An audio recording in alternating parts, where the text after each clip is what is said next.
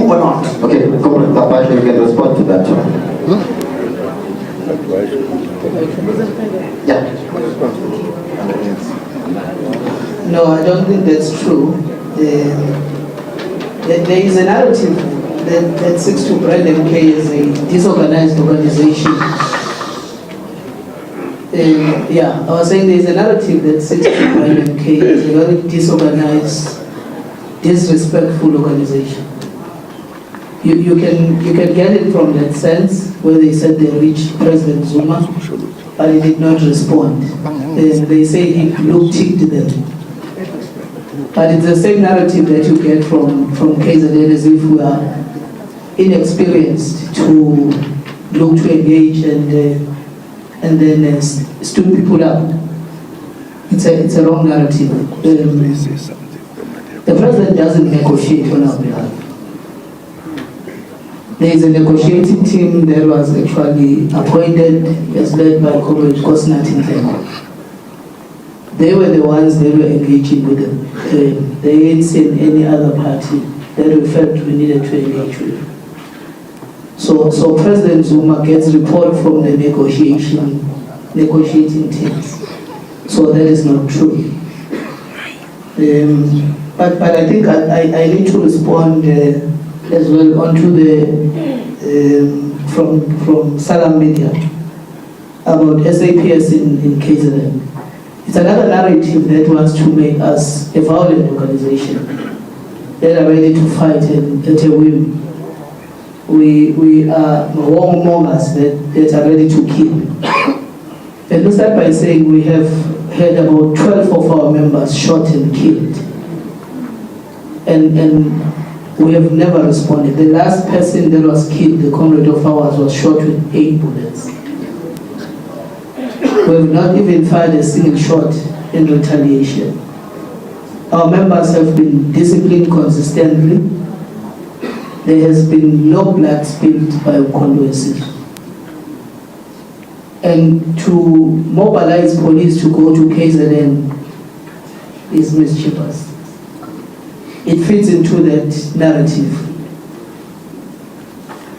When we actually announced that we have been robbed, especially in KZN, Mpumalanga, and Gauteng, not a single person can claim that we banned any building, we were demonstrating, we went to the IEC offices and all of that. None whatsoever.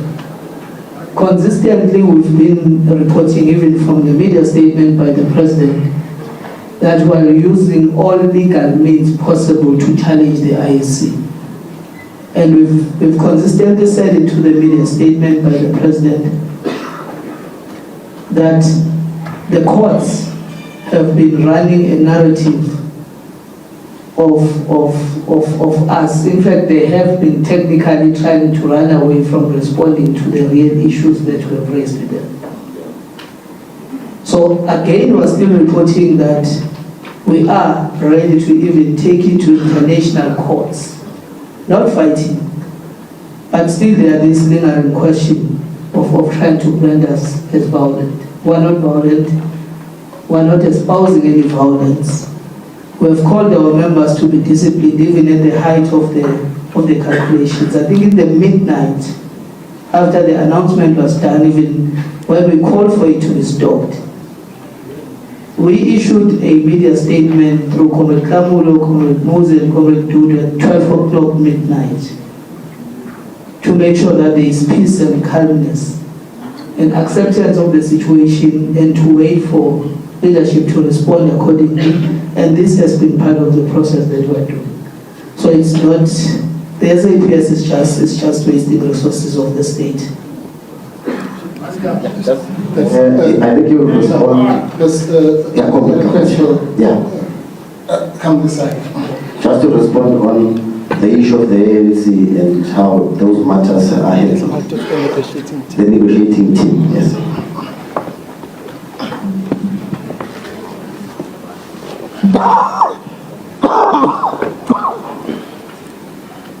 Asibonge kumphathi ohlelo. Nizongixolela ke mina, I'm a product of Bantu education, so I don't speak English after 4 p.m.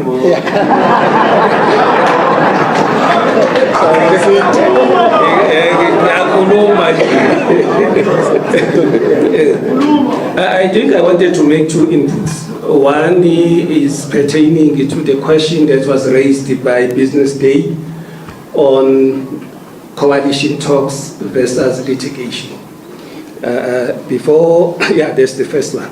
The second one that I wanted to make a contribution is the question of the meetings with the ANC. We have met with the ANC twice. There was a delegation that was led by the SG and the chairperson of the ANC. And we met again with the team that was led by the SG. So the narrative that we didn't make ourselves available for the meeting with the African National Congress is incorrect. That's the first thing that I wanted to respond to.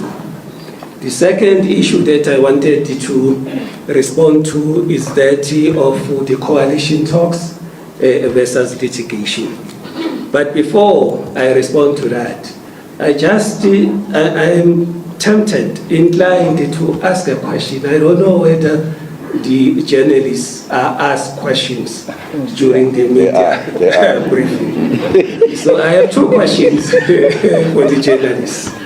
The first question relates to the seat allocation formula that is applied by the IEC when allocating seats for the national as well as provincial legislatures.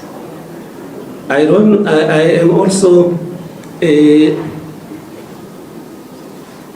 energized by the deafening silence on the part of the media when injustices are perpetuated by the IEC. The first thing that pains us as the MK is that if you look at the KZN as an example, the KZN legislature as an example, there is Party X that has been given one seat that they didn't qualify to get.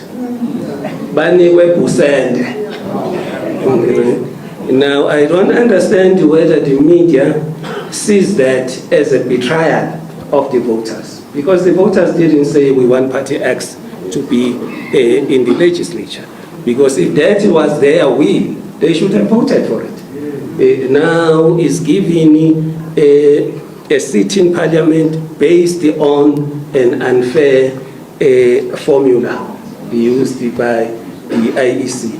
I don't know whether you have ever interrogated that seat calculation formula. The second issue that I wanted to talk to, we have a problem with the IEC. We have extracted from their databases data sets that our experts have analyzed.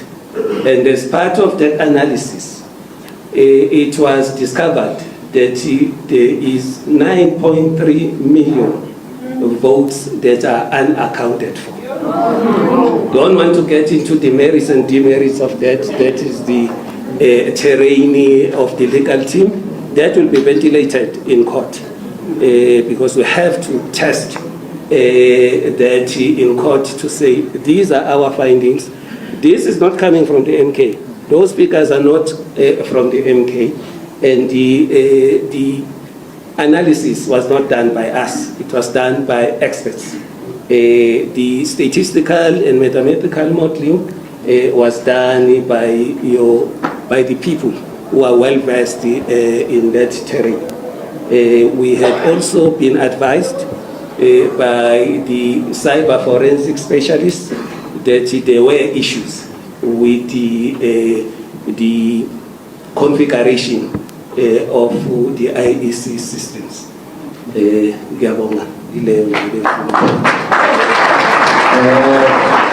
So I'll be taking the last bite, but please, our colleagues from the media, just be very brief in your questions now, because isikhathi asisahambi kahle. So this is the last round. And let me know what I say, one